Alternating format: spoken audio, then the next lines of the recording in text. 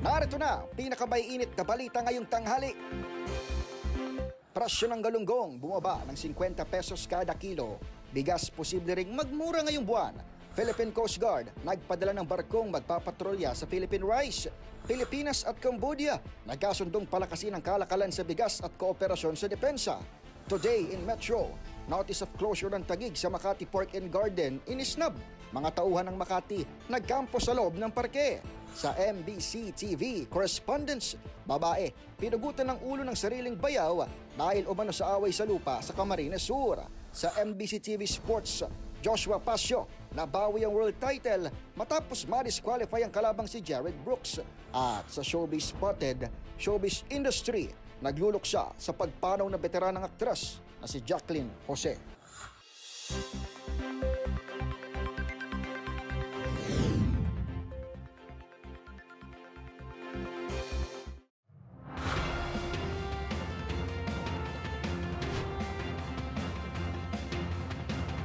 Bawat balita, makabuluhan.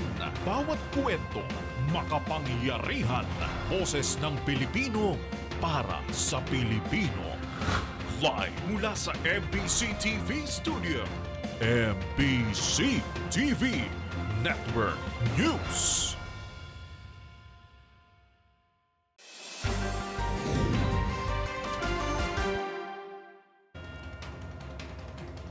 Pilipinas, bumaba ng 50 pesos sa kada kilo ng presyo ng galunggong habang posible namang magmura ang bigas ngayong buwan. Paggalaw sa presyo ay bunsod daw ng pagbubukas ng mga pangisdaan sa pagtatapos ng closed fishing season. Ang mga detalye sa balitang yan ihahatid sa atin ni Kyle Bulias. Bumaba ang presyo ng galunggong sa mga lokal na pamilihan ngayong peak fishing season. Sa panayam ng DZRH kay Direktor Nazario Briguera, tagapagsalita ng Bureau of Fisheries and Aquatic Resources, mula sa 320 pesos kada kilo ng galunggong, mabibili na lamang ito ng 260 hanggang 240 pesos kada kilo. Ayon kay Briguera, ang pagbaba ng presyo ay bunsod ng pagbubukas ng mga pangisdaan ngayong tapos na ang closed fishing season. In fact, may na-monitor po tayo na 60 pesos pa nga po ang ibinaba, no? Kumpara nung bago tayo nagpatupad, nung pinapatupad natin ang closed fishing season. So dati po ang presyohan natin for locally fresh galunggong ay nasa 320 pesos. Wow. Pero ngayon po ay may mabibili na tayo ng nasa 260 to 240. So, ganun po yung ibinaba ng presyo ng galunggong natin ngayon dahil naiintindihan naman natin ito, expected natin ito kasi nga nasa peak season na po tayo at nagbukas na po yung ating mga lugar pangisdaan dahil tapos na po yung closed fishing season. Ayon pa kay Briguera, posibleng magkaroon ng paggalaw sa presyo ng galunggong sa buong linggo ng Kwaresma. Samantala, inaasahan ding bababa sa 48 pesos kada kilo ang presyo ng bigas ngayong buwan ng Marso. Ayon kay Sinag Chairman Rosendo So, maglalaro sa 22 hanggang 23 pesos kada kilo ang farm gate price ng wet palay habang 26 pesos naman sa dry palay. Naka-harvest, no? Medyo bumaba pa nga yung presyo. Yung fresh harvest nasa 24 pesos from 26 pesos. No? And yung dry delivered sa miller na dating 30 pesos, ngayon nasa 28 pesos delivered sa miller. Medyo bumaba ng konti dahil mag-uumpisa na yung harvest and mas malawak kasi yung area na planted this year compare last year. So yung tingin natin yung suma total na harvest maski apektado ng El Nino hindi rin tayo masyadong bababa or lalaki dun sa harvest ng last year.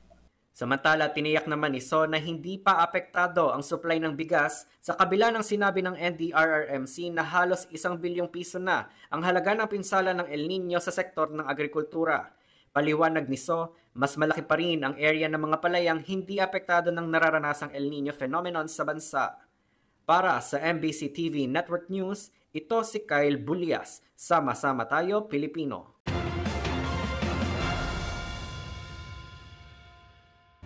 Hindi na kailangan ng economic charter change. Ayon kay Senator Cynthia Villar, maaaring idaan sa legislative process ang mga isinusulong na pagbabago. Maliban dito, maliit lang din naman daw ang magiging epekto nito sa ekonomiya ng bansa. Ang kabuuang detalye sa balitang yan, alamin sa report ni Nicole Lopez. Naniniwala si Senator Cynthia Villar na hindi na kailangan ng charter change para lang amyendahan ang saligang batas. Sa panayam ng DZRH, sinabi ni Villar na kaya naman daw idaan sa lehislatura ang mga isinusulong na pagbabago sa economic provisions ng 1987 Constitution.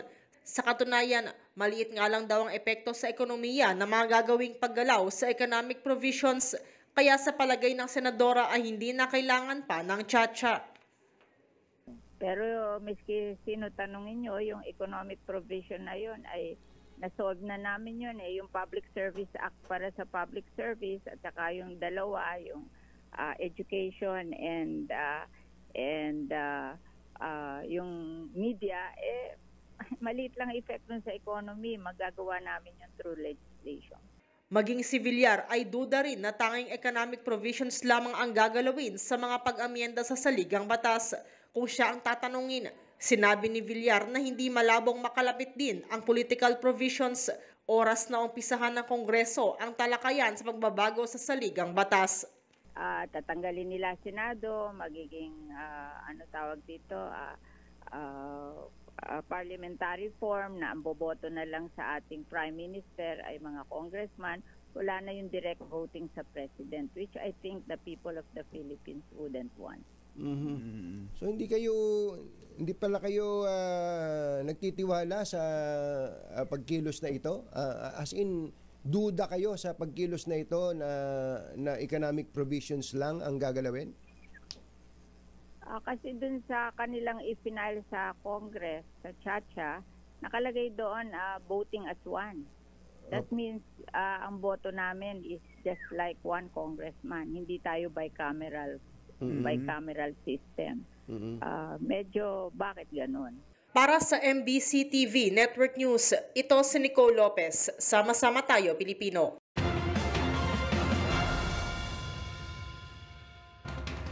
Nagpadala ng barko ang Philippine Coast Guard na magpapatrolya sa Philippine Rise. Ito ay kasunod ng namataang kakaibang aktibidad ng China noong nakaraang linggo. Ang mga detalye ay hatid sa atin ni Boy Gonzales. Nagpadala na ng barko ang Philippine Coast Guard para magpatrolya sa Benham Rise sa loob ng 2 linggo. Ito yung makaraang mamataan sa nabanggit na karagatan ang ilang barko ng China noong nakalipas na linggo na umano'y nagsasagawa ng kakaibang aktibidad.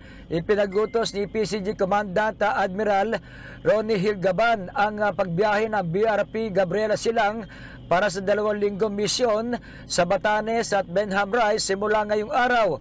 Ang nabanggit na barko ay magpapatrolya sa karagatang sakop ng silangang bahagi ng Pilipinas para magsagawa ng maritime domain awareness.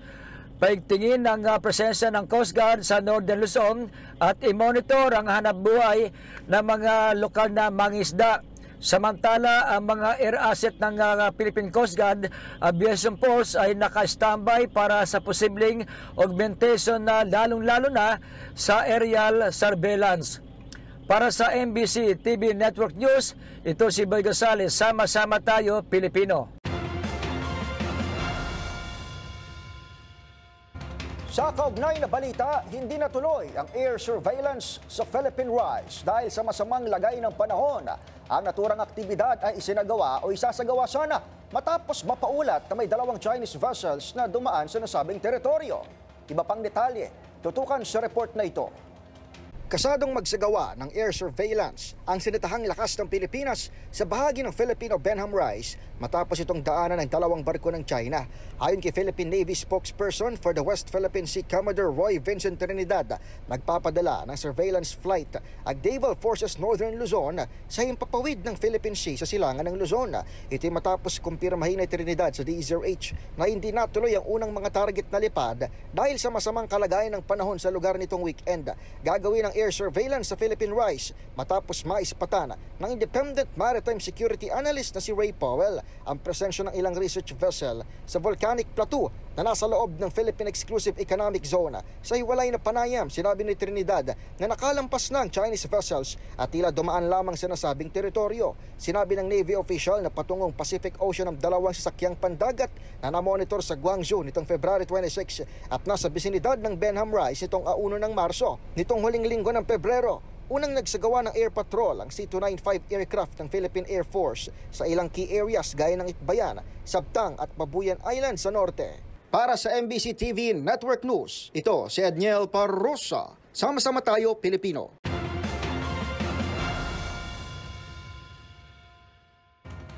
Magkakaroon ng dagdag bawas sa presyo ng mga produktong petrolyo bukas, March 5.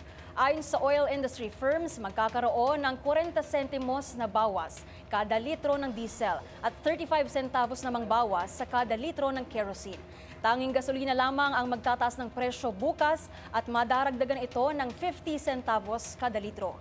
Ang mga pagbabago sa presyo ng mga produktong petrolyo ay nakadepende sa paggalaw nito sa pandaigdigang merkado.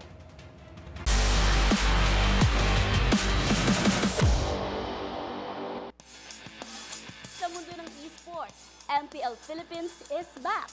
Magbabalik na ang pinakainaabangang liga ng mga ML player para sa MPL Philippines Season 13. Ang mga bagong inihanda ng Monton Games at ang mga bago nitong time slot tutukan sa sports update na ito.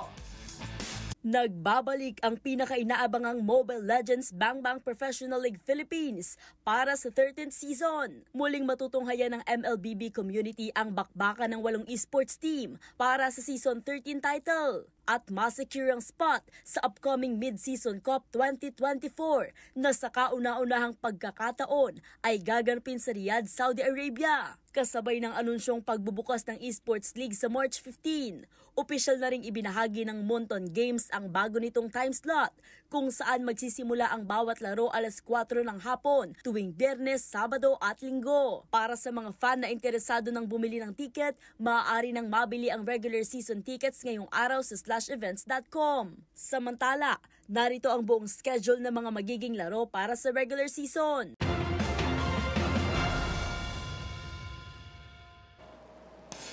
Sa aking pagbabalik, Pinoy mixed martial artist na si Joshua Pasio nabawi ang world title matapos ma-disqualified ang kalabang si Jared Brooks. Tutok lang sa MBC TV Network News.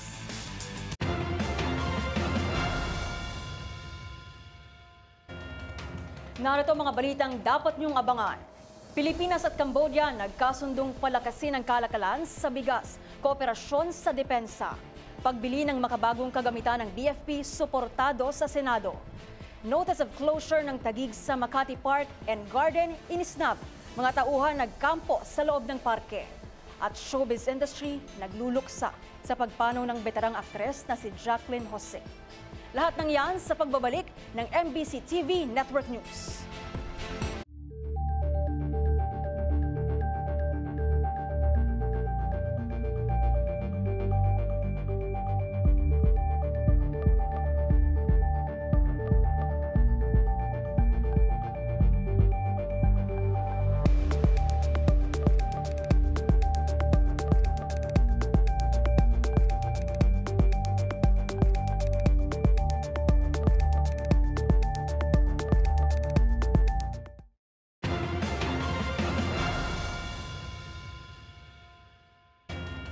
Nagkasundo ang Pilipinas at ang Cambodia na palakasin ang kalakalan sa bigas maging ang kooperasyon sa depensa ng dalawang bansa.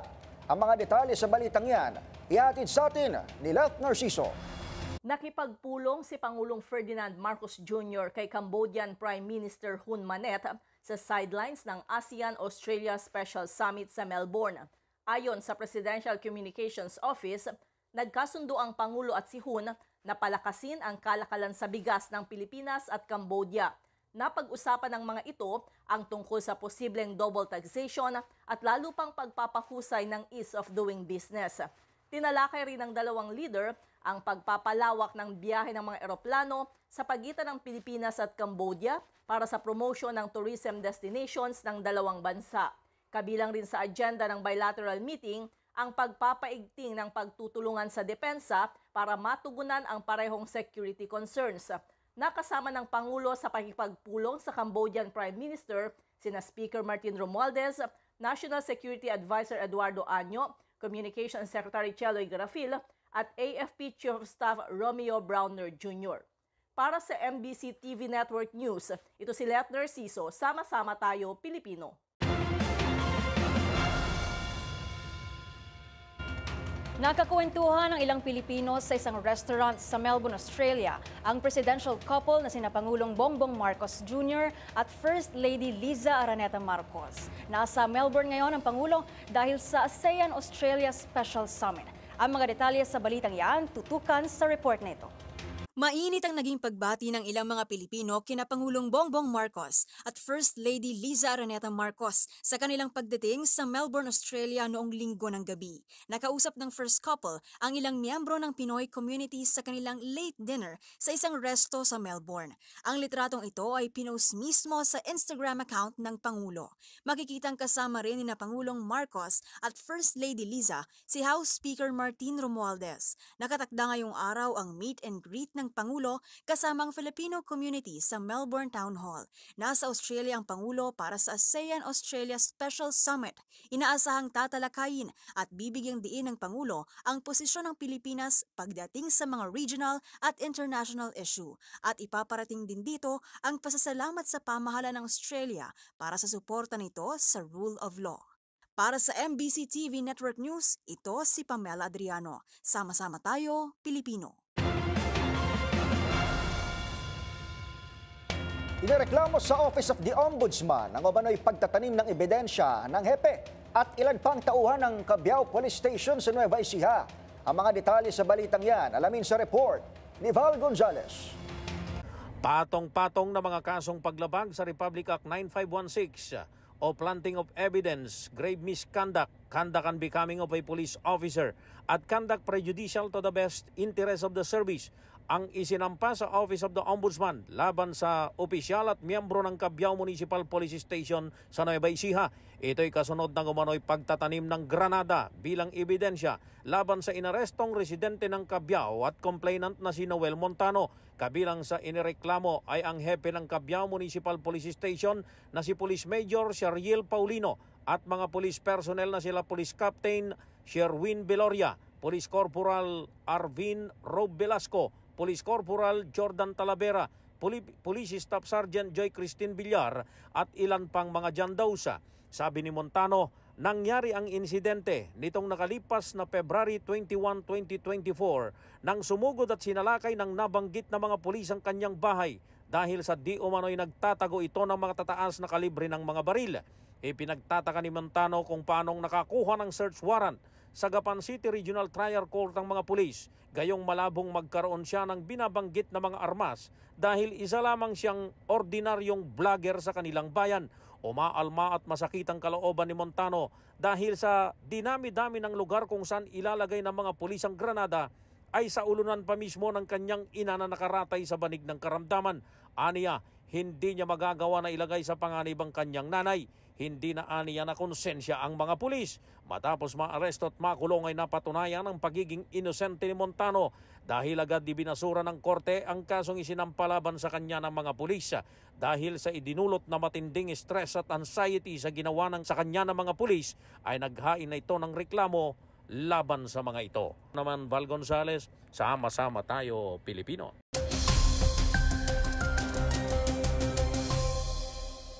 Magandang tanghali, Pilipinas! Ako si Arnold Herrera, ang bagong muka at boses na maghahatid sa inyo ng Ulat Panahon tuwing tanghali. At para sa ating buwan naman ng Ulat Panahon ngayong araw ng Lunes, March 4, 2024. Hanging amihan pa rin ang nakakaapekto sa extreme northern Luzon. Magdadala ito ng malamig at maulap na panahon na may mahihinang pag-ulan sa bahagi ng Batanes, Cagayan at Isabela. Samantala, easterlies o ang maalinsangang hangin mula sa dagat Pasipiko ang magdadala ng mainit na tanghali at mga isolated rain showers sa Palawan at malaking bahagi ng Visayas at Mindanao. Inaasahan din ang patuloy na paglakas nito sa mga susunod na araw.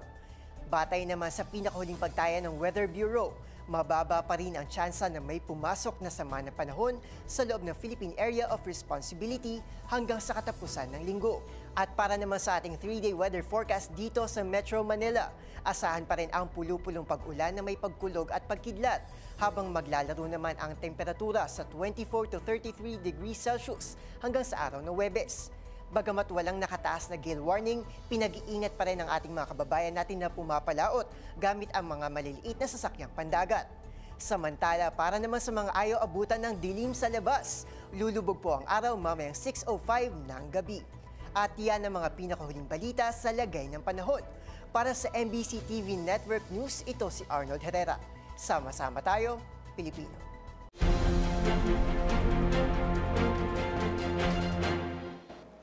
Inisnab ng mga tauhan ng Makati Park and Garden ang notice of closure ng lungsod ng Taguig sa naturang parke.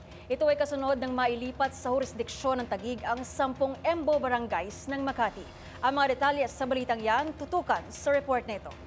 Inisnab ng mga tauhan at bantay ng Makati City Government ang notice of closure na inisyu ng Taguig City Government sa Makati Park and Garden sa Barangay West Rembo. Sakop ito ng 10 Embo barangays na ibinigay na ng Korte Supremang Jurisdiksyon sa pamalang lungsod ng Taguig. Nakasaad sa notice na pirmado ni Maria Teresa Veloso, Head ng Business Permits and Licensing Office ng Taguig, na walang Mayor's Permit o Business Permit ng pag-operate ng parke sa tapat ng University of Makati. Ito ang dahilan kung bakit nakapadlock itong mga daanan sa park sa kabahan ng JP Rizal mula pa kahapon araw ng linggo. Pero pag-alaman ng Taguig City Public Order and Safety Personnel na nagtitent sa labas, hindi nila ikinulong ang mga tauhan ng Makati na malaya naman umanong makalalabas dahil sa ibang lagusan sila.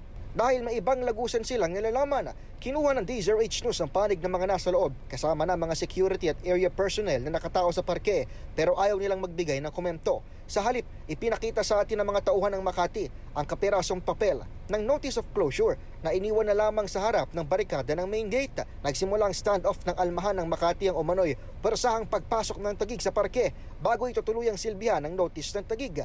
Kahapon, nagtungo sa lugar sina Makati Police Chief Colonel Edward Cutiug at Taguig Police Chief Colonel Robert Baisa para ipaalala sa mga tauhan ang maayos sa pagpapatupad ng batas. Para sa MBC TV Network News, ito si Edniel Parrosa. Sama-sama tayo, Pilipino.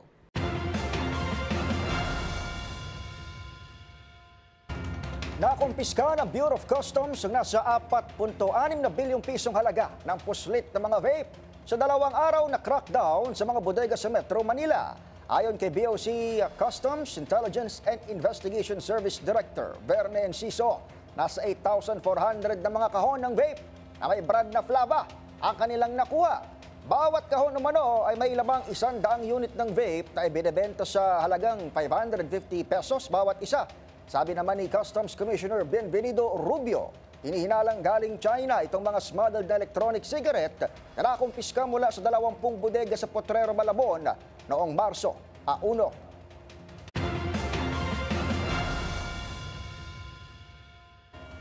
Pinag-aaralang gawing mandatory ng lungsod ng Caloocan ang pagpaparehistro sa mga e-bike at e-trike. Sa oras na masa pinalang desisyon, pagbabawalan na silang dumaan sa National Road. Ang mga detalye sa balitang yan, alamin sa report ni Edwin Duque. Inaantay na lamang ng Caloocan LGUs ang MMDA resolusyon na kasalukuyan mo ng pinag-aaralan maging ng LTO, MMDA, DOTR kung kailan lilimitahan ang ruta ng mga e-bike at e-trike sa mga pangunahing langsangan sa lungsod ng Caloocan. Base sa inisyal impormasyon mula sa PIO ng lungsod, plano ng City Hall na i-register na at required sa mga nabanggit na mga sasakyan ang prangkisa nito. Kapag na-finalize na umano, ay bawal na sila sa mga main road, lalong-lalo na sa National Road, habang uhuli naman ang mga lumabag sa batas na merong kaakibat na malaking multa. Sa ngayon ay mistulang kabuti sa dami ng nagsulputan sa lansangan, lalo na ang e-trike at e-bike. Bagay na pinalagan naman ng mga rehistradong pampaserong tricycle sa lungsod dahil limitado mano sila sa mga ruta sa pag-pick up ng pasahero. Base sa obserbasyon ngayon, karamihan sa mga e-trike ay walang pakundangang nagpapatakbo na walang disiplina sa lansangan kung saan ay may mga bata at matatanda na nagmamaneho nito na wala namang kakaulang driver license. Para sa MBC TV Network News, ako si Edwin Duque, sama-sama tayo Pilipino.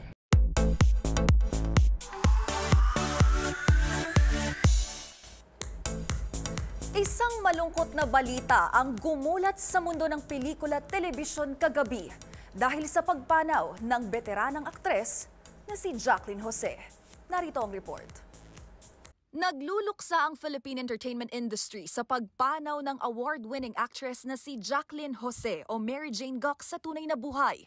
Sa kumpirmasyon ng kanyang talent management na PPL Entertainment, 2 ng Marso binawian ng buhay ang 60 taong gulang na veteranang aktres. Panalangin naman ang hiling ng pamilya Gak at Eigenman para sa kanilang yumaong mahal sa buhay. Agad namang bumuhos ang mga mensahe ng pagdadalamhati mula sa mga naging kasamahan nito sa pelikula at telebisyon, gaya ni Gladys Reyes na ikinagulat ang di inaasahang pagpanaw ng kanyang ate Jane. Aniya, nabawasan na naman ang isang magaling at dekalibreng aktres ang industriya. Pagmamahal at masakit na pamamaalam naman ang ipinaabot ng aktor na si Gardo Versosa. Habang inalala naman ni Dimples Romana ang lahat ng mga natutunan kay Jacqueline Jose noong nagsisimula pa lang siya sa industriya. Mensaheng paalam kaibigan naman ang ipinaabot ng aktor na si Dennis Padilla. At inalala rin ito ni na Ice Sigera, River Cruz, Kylie Padilla at Alden Richards na nanay na raw kung ituring ang yumaong aktres. Batay sa ulat, binawian ito ng buhay sa kanyang tahanan sa Quezon City. Naulilan ito ang kanyang mga anak na sina Andy Eigenman at Gwen Garimond. Si Jacqueline Jose ang kauna-unahang Filipino na nagwagi sa prestiyosong Cannes Film Festival para sa kanyang di matatawarang pagganap sa Brillante Mendoza film na Marosa noong 2016.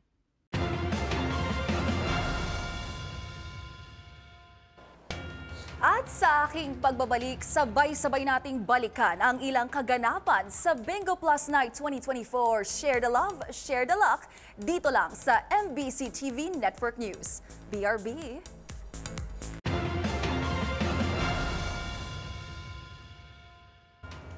Narito pa ang mga balitang dapat ninyong abangan sa ating pagbili ng makabagong kagamitan ng BFP. Suportado sa Senado. Sa MBC TV correspondents, babae, pinagutan ng ulo ng sariling bayaw dahil sa umano'y away sa lupa. At sa ating showbiz spotted, Piolo Pascual, Vice Ganda, Alden Richards, Stel at Ken ng SB19, nakisaya sa second anniversary ng Bingo Plus. Sa TNVS, makapigil hiningang folk dance performance sa mga estudyante sa isang fiesta, nagpawaw sa mga netizen. Lahat ng yan sa pagbabalik ng MBC TV Network News.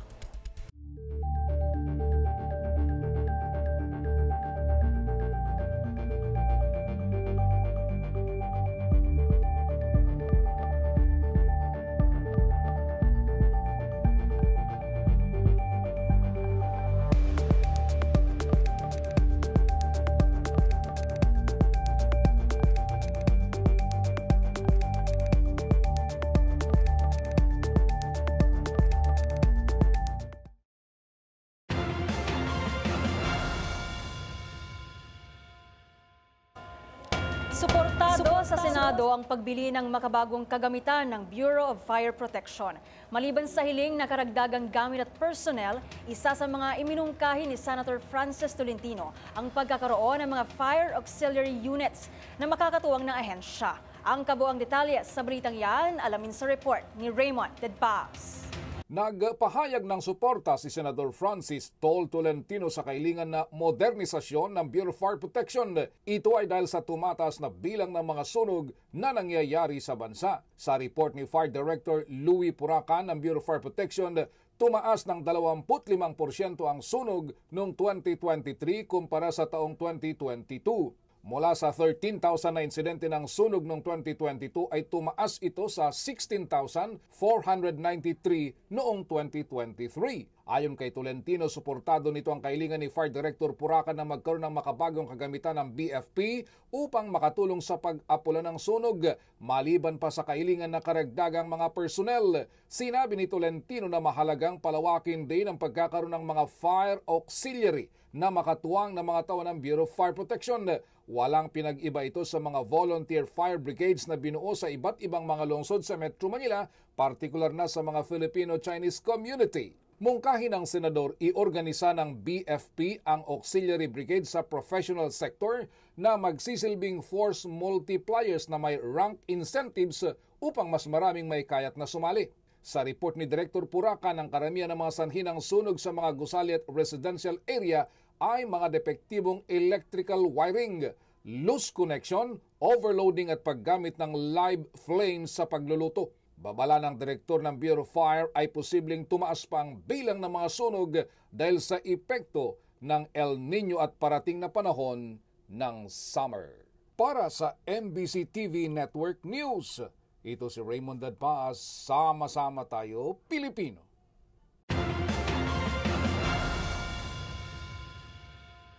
Posibleng hatulan ng parusang bitay ang dalawang Pilipinong muling inaresto sa Japan na itinuturong suspect na ngayon sa pagpatay sa mag-asawang Hapon. Sinabi sa DZRH the Foreign Affairs Undersecretary Eduardo De Vega na nakita ng mga pulis ng ebidensyang maaring sangkot sina Brian De La Cruz at Hazel Ann Bagista sa aktual na murder. Batay umano sa ulat ng Japanese media, may nakitang DNA ni Bagista sa murder weapon habang nakita rin ang DNA ni De La Cruz sa mismong crime scene. Una nang inaresto itong dalawang Pilipino dahil sa pag-abandona sa labi ng mga mag-asawang sina Norihiro at Kimi Takahashi noong buwan ng Enero. Pero ngayong time period para yung piskal mag-imbestiga pa at lumabas ng charges, ang kaso, magsampa ng kaso sa korte. Malalaman natin bago matapos yung buwan ng Marso kung ano talaga yung final charges. Kasi dati po, abandonment. 3 years lang yan. Ngayon kung murder, maaaring death penalty yan.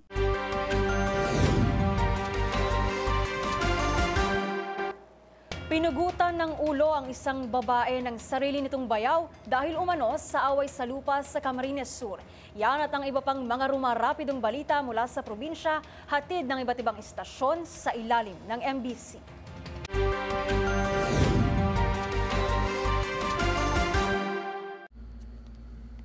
Balita mula sa Bicol.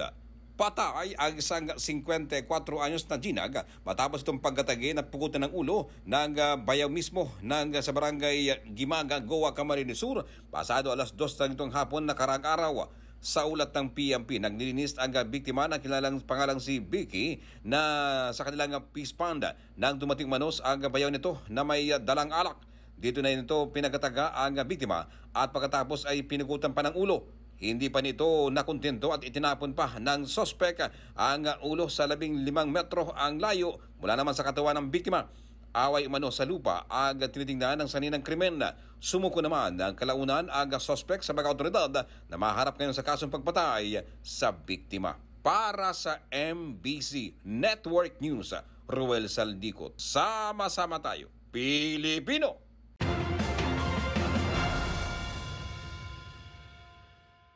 Patay na ng matagpuan ng mga kaanak ang 7 taong gulang na batang babae makaraang gahasain bago pinatay at isinilid sa sako para iligaw ang mga investigador ng pulisya na ganap ito sa barangay Tagbakin, Atimunan, Quezon. Sa report ng pulisya, bandang alas 2 ng hapon noong Sabado nang maituro ng 9 na taong gulang na lalaki na kalaro ng biktima, nakita niya ang bangkay na nakasilid sa sako sa bahagi ng magubat na lugar kung saan lumalabas dito na isang lalaking 20 anyos ang suspek na taga San Pablo City. Batay kay Police Major Maria Elena Lumaban, batay sa CCTV nakita na magkasunod na naglalakad ang suspek at ang biktima na bago naganap ang krimen, at nakita rin sa CCTV ang suspek na dala ang sako kung saan nakasilid ang biktima. Samantala, patapos naman malaman ng ama na nakaratay sa hospital na matay sa gahasa ang kanyang anak at dahil sa man ng loob na matay din umano ito sa hospital, at ngayon ay agad naman na nahuli ang suspek at kakaharapin ang kasong rape with homicide. Mula sa kanunahan sa Pilipinas, DZRH, ito si Benjan Chuket. Sama-sama tayo Pilipino.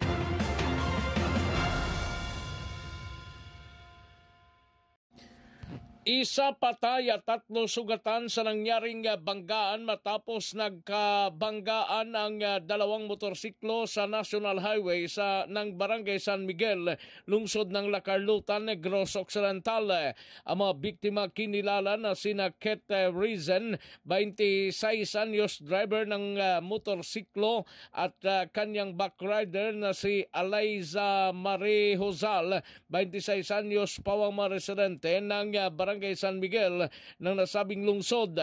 Habang ang nakabanggang motorsiklo na minamaniho ni Delberto Pamatian Jr., 38, at ang kanyang backrider na si Fatima Ibon Alimot, 15 anyos, pawang residente ng Barangay Balaring, lungsod ng Silay. Ayon kay Police Captain Melvin Tadina, investigador ng La Carlota City PNP, aksidenteng nabangga ng 2 motorsiklo ang habang ito ay nag-overtake sa isa pang sasakyan. Dagdag pa ni Tadina, dead on arrival si Pamatian habang tatlo ang patuloy na ginagamot sa ospital, partikularmente sa Don Salvador Benedicto District Hospital ng nasabing lungsod. Mula sa Akson Radyo Bacolod, dito sa Rex Cantong, sama-sama tayo Pilipino.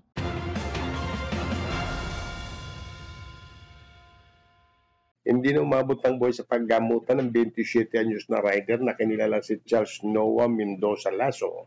27 anyos call center agent, may asawa at presidente ng Barangay Kabuluan, Ordaneta City. Matapos bumangga ito sa likuran ng trangka, sa ulat ni Chief of Police Lieutenant Colonel Christopher Valerio, alas 12:55 ng madaling araw, nakahimpel sa gilid ng National Highway sa Barangay Bic ng nabanggit na bayan ng truck na minamaniho ni Michael Manalo, residente ng Banban Tarlac. Nakasalukuyang chinecheck pang mga gulong nang biglang bumangga sa likuran nito ang motorsiklong minamaniho ng biktima, at dahil sa wala itong suot na helmet, na puruhan ang mukha at ulo, na nadala pa sa Region 1 Medical Center kung saan idineklarang dead on arrival ng attending physician na si Dr. Julian Fernandez.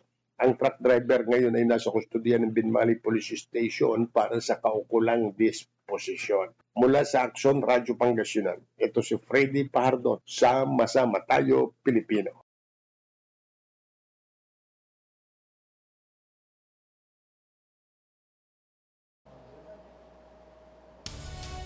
Para sa mga hindi ganong pamilyar sa sayaw sa bangko, isa itong Philippine folk dance. Kung inaakala niyong simple lamang ang pagsayaw rito, nako, panoorin niyo itong ipapalabas namin na makapigil hiningang performance ng mga estudyante sa Zamboanga del Sur. May parte kasi rito, akala mo'y nauhulog o mahuhulog sa bangko yung sumasayaw.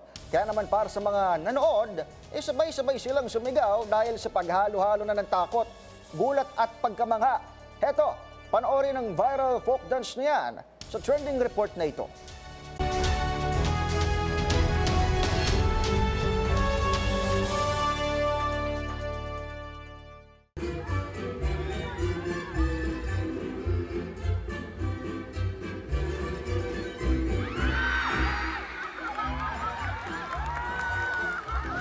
Hindi mapigilang mapahiyaw ng mga manonood sa isang fiesta sa Zamboanga del Sur habang pinapanood ang pagsasayaw ng mga estudyanteng ito mula sa Margo sa Tubig Academy Incorporated.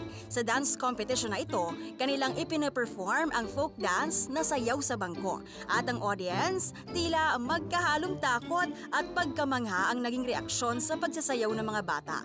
Paano ba naman kasi ang isa sa mga mananayaw palipat-lipat ng pagtalon sa mga bangko? Hindi lang yan dahil nagpiring pa ito habang sumasayaw. At ang ending ng kanilang performance, talaga namang makapigil hininga dahil animoy nahulog ang mananayaw mula sa pinakamataas na bangko. Nanalo ang grupong ito bilang second place sa folk dance category.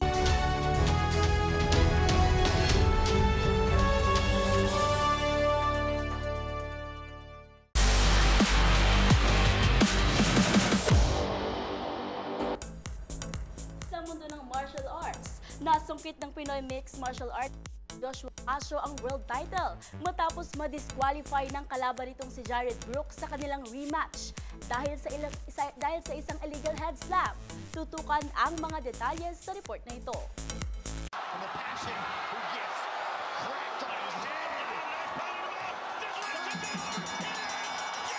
Nabawi ni Joshua The Passion Pasio ang one strawweight World Championship title sa kanilang rematch kontra kay Jared The Monkey God Brooks matapos itong ma-disqualify kasunod ng isang illegal head slam. Ilang segundo lang matapos ang delikadong pag-atake ng American mixed martial artist, agad nag-wave ang referee na si Herb Dean ng red card para itigil ang laban na ginanap sa Qatar noong Biyernes. Let's take a look at this. Look, Pacquiao has the Kimura. Sa una, inakala ni Brooks na naipanalo nito ang laban matapos ang nasabing takedown. Ngunit agad siyang kinausap ng opisyal para linawin ang ginawa nitong violation sa rules ng MMA. Agad iginawad kay Pasio ang titulo at dinala ito sa local medical facility upang masuri ang lagay matapos ang delikadong head slam. Matatanda ang huling nagharap si Pasio at Brooks noong 2022 kung saan nagwagi ang American representative sa isang unanimous decision.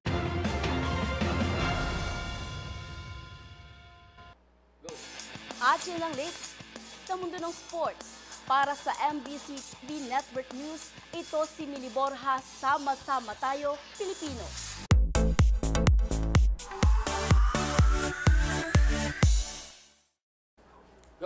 Maliban sa limpak-limpak na papremyong ipinamigay sa second anniversary ng Bingo Plus, tila naka-jackpot din ang mga manonood sa performances ng ilang celebs gaya ni Papa P. Piolo Pascual, Vice Ganda, Alden Richards at SB19 members Tel and Ken. Narito ang report.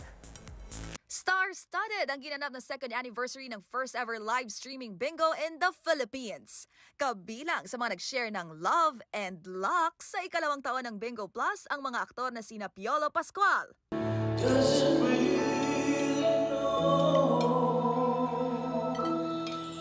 at Alden Richards.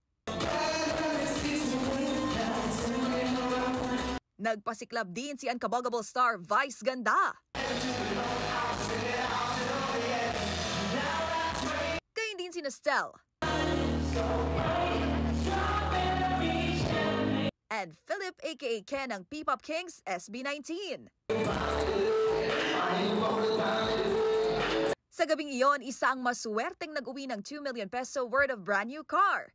At 5 bingonaryo ng tumataginting na 10 milyong piso or a total of 50 million pesos. Siyempre, may handog ding performance si Bingo Plus celebrity endorser Maine Mendoza.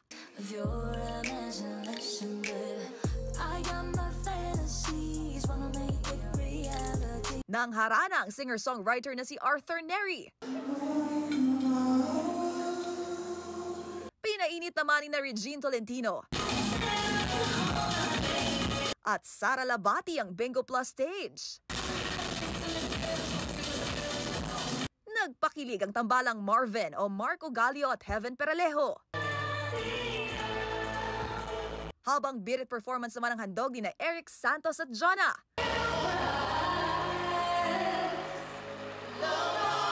At nagsama-sama rin ang P-pop groups Alamat, Vision, G22, at P-pop Generation.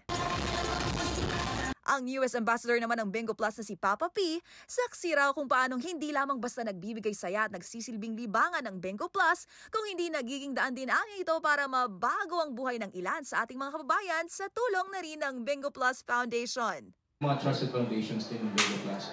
So it doesn't end by just playing bingo. You know, you see a lot of lives getting changed because of the way na naglalaro sila or by luck, di ba? Yung mga ganun. So nakikita ko na kung paano makapagpabago ng buhay at the same time, nakakapagpasaya ng mga tao.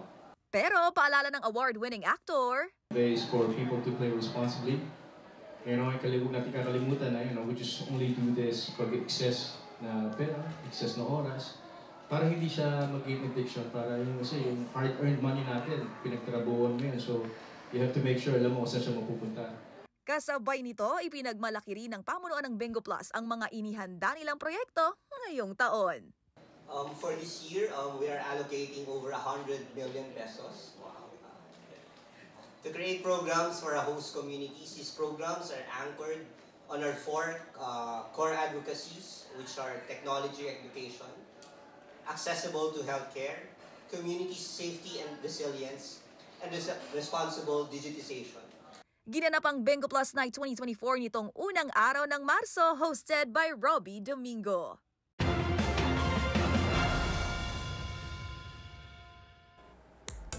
At yan ang DZRH-TV Showbiz Hottest News. Ito po ang inyong Showbiz Angel Angelica Cosme. Sama-sama tayo, Pilipino. Balik sa inyo, Pam, Edniel.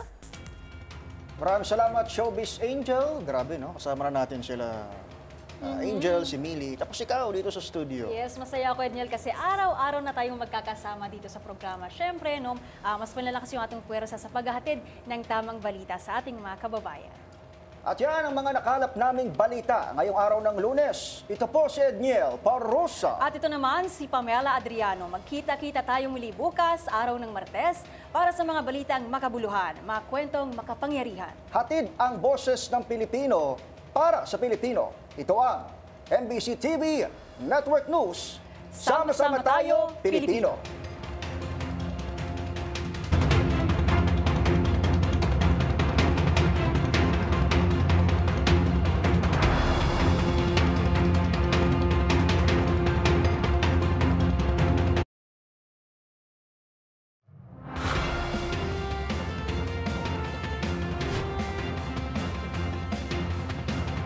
Bawat balita, makabuluhan.